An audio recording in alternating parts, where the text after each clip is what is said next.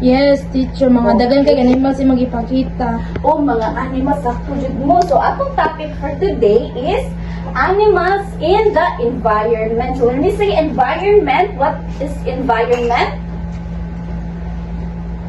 Palibot ako, Palibot, palibot. our surroundings, mo na environment. Okay. So, before we start our discussion, let me introduce to you our objectives. So, at the end of the learning duration, learners are expected to, can you read, Winsel? Identify common animals found in the environment. Okay, so later on, we will identify or you will identify common animals found in our environment. How about this one? Yes, Johnny? Classify animals by placing pictures of animals in their correct groups and show Okay, go. appreciation for the presence of animals in their surroundings. Okay, so later on also, we will have an activity whereon you need to classify animals by placing the picture the teacher will give later on. So the next one is show appreciation. So later, when we finish this, I will ask you question about your favorite animals or how you take care of the animals around you.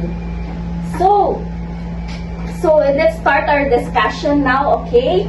So our discussion is animals live in different places, correct or no? Correct. Correct. So ang animals yun, they live in different places. Wala na sila sa usa ka location or usa ka lugar. So naay animals sa zoo, naay animals sa balay, naay animals everywhere. So let's try to know unsa ang pets. So familiar naman mo sa pets, di ba? Naba mo pets sa balay? Yes. Yes. So pets, they live at home with people. So give me an example of pet. Dog. Dog. Yes, dog is an example of pet. So how about the farm animal? Can you read? Farm animals live on farms. They provide food and help in farm work. Yes, so farm animals, they live in the farms, right? So when they provide us the milk, unsa may provide og milk? Unsa nga animals?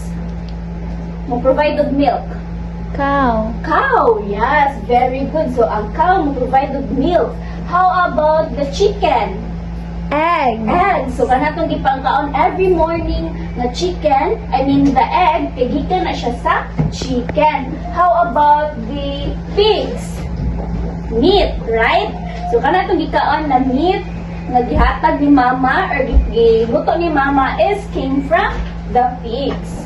So that is farm animals. So this is the wild animals or the forest animals. So wild animals live in forest and nature. So these are the examples of the wild or forest animals that we can see in the forest.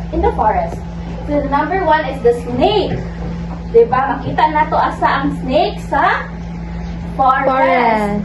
How about the tiger? Makita mo na to sa balay? No. Dili sa. So makita ba nato ang the lion inside the house? Dili No. sa. Yes, makita na nato sila sa forest or sa zoo. So that's it. So kabalo na mo unsay difference sa pets, animals, farm animals, and the wild animals. So now, kabalo naman jud mo.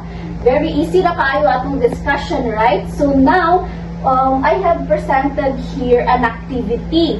So I will group you into 4 groups, which is this row is group 1, and then this row is group 2, group 3, and group 4. So you need to circle your chairs for you to make this an activity. So later on, I will give you a 5 minutes to decide kinsa ang inyuhang i-volunteer nga mo duwa sa kaniya game or muhimo ani nga activity.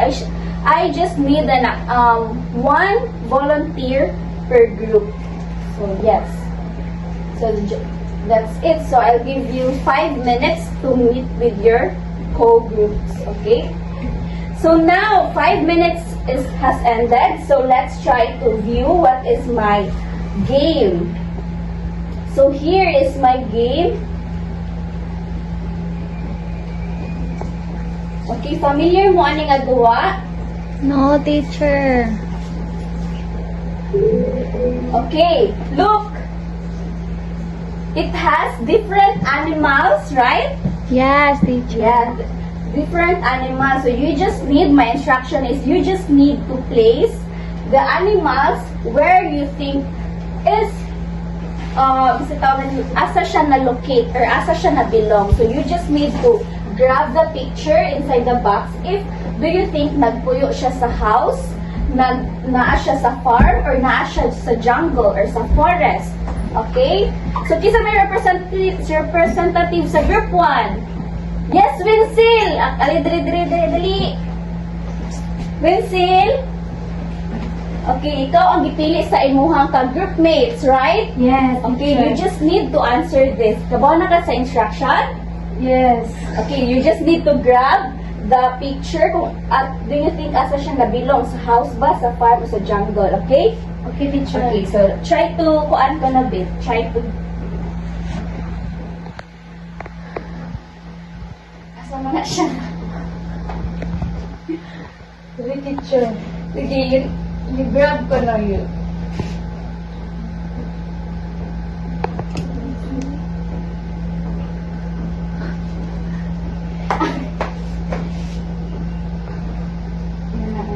Everything sa house ba na siya, sa farm, o sa jungle. Okay,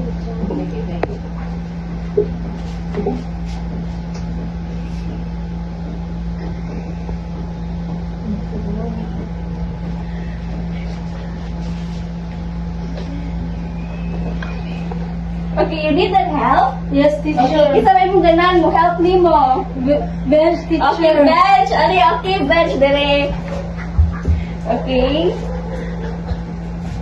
Asa mo na ito makita ang rooster? Sa farm. Sige, unsa pa? Sige, pwede tanan na lang kay para makuha na to. Okay, very good. Oy, later on na kay award.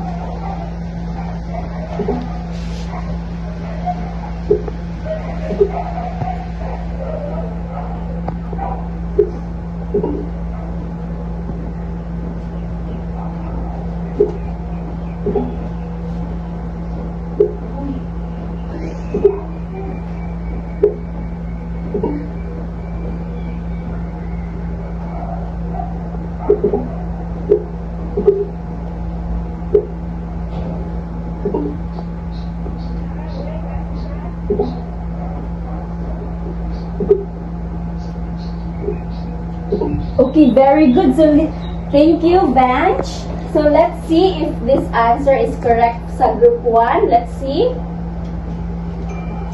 Okay.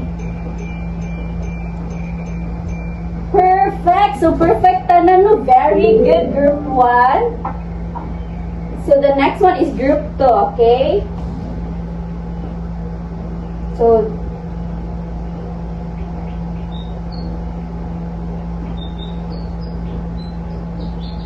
okay, so manata sa application, that's it. So, very good kaayo no, kay naminaw dyan sa atong discussion, kina-perfect man ang tanan nga groups.